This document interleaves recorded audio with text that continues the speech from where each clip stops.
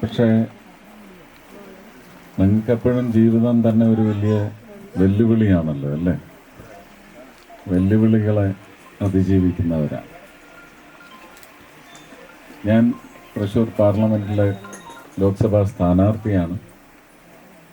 മറ്റുള്ളവരും എല്ലാം നിങ്ങളെ കാണാൻ വരുമെന്നാണ് എനിക്ക് തോന്നുന്നത്. എനിക്ക് വേണ്ടി വോട്ട് അഭ്യർത്ഥിക്കുക എന്നുള്ളതാണ് എൻ്റെ ഇപ്പോഴത്തെ ജോലി. പക്ഷേ നിങ്ങളിൽ എത്ര പേർക്ക് പോയി വോട്ട് ചെയ്യാൻ സാധിക്കും എന്നുള്ളതിനെ സംബന്ധിച്ച് എനിക്ക് ചില സംശയങ്ങളുമുണ്ട്. എങ്കിലും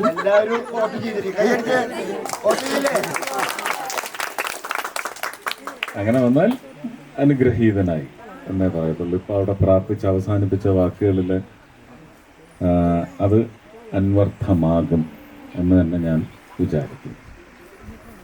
അപ്പോൾ അങ്ങനെയാണെങ്കിൽ ചലഞ്ചായി ജീവിതത്തെ തന്നെ നേരിടുന്ന ഏറ്റെടുത്ത നിങ്ങളെൻ്റെ വിജയം ഒരു വലിയ ചലഞ്ചായി ഏറ്റെടുക്കും എന്ന് തന്നെ കരുതുന്നു.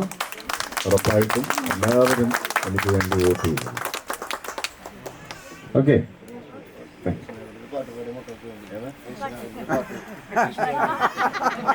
അതിനെ പറ്റില്ല. ഒരുപാട് കൂടെ പഠിക്കോളൂ. പാടുകളല്ലേ ഇസ്രായേല്. എനിക്ക് ആ പാട്ടല്ല അറിയാം.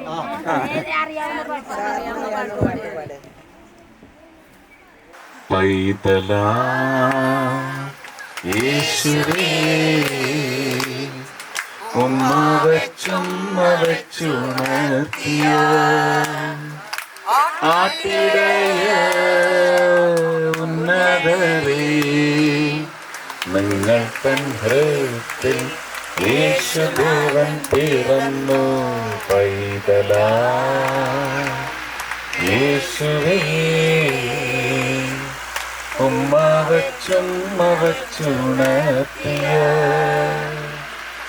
ആട്ടിടയ ഉന്നതരേ, നിങ്ങൾ തൻ ഹൃദയത്തിൽ യേശുദേവൻ പിറന്നു. ലലലാ ലലലാ ലലലാ ആഹാ